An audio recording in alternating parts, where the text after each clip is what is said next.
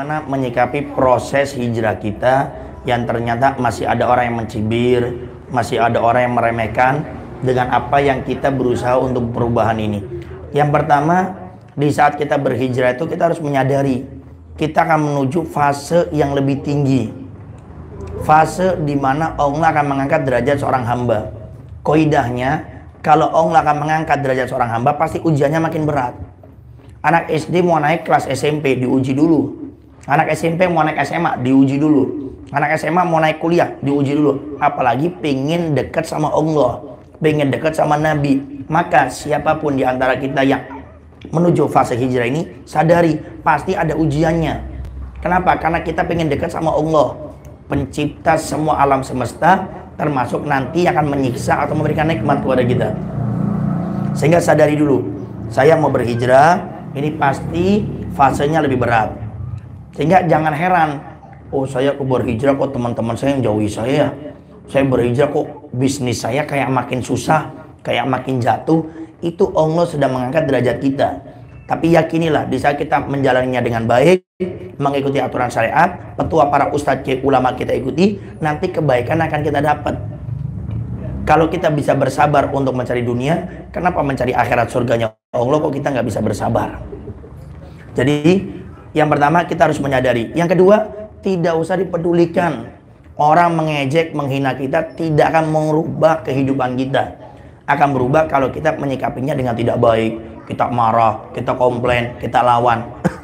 Malah nanti dengan kita melawannya dengan perkara-perkara yang tidak baik, malah nanti bukan kita hijrah kepada Allah, hijrah kepada setan lagi nanti itu.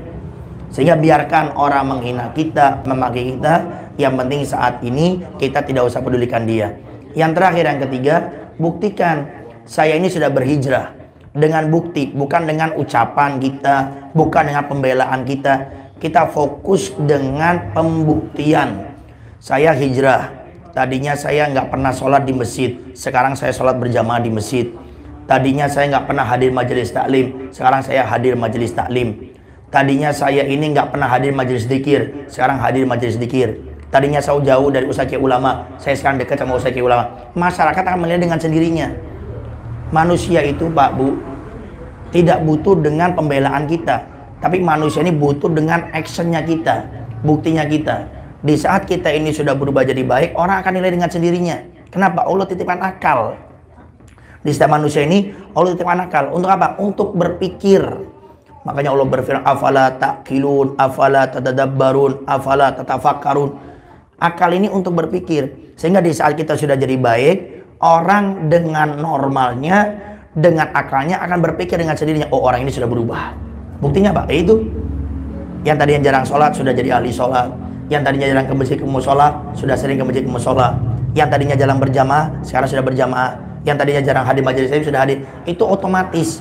Sehingga kita tidak usah sibuk untuk mengatakan saya orang baik, tapi sibuklah untuk menjadi orang baik, ya. Jadi nggak usah sibuk kita ini untuk dikata orang baik, nggak usah.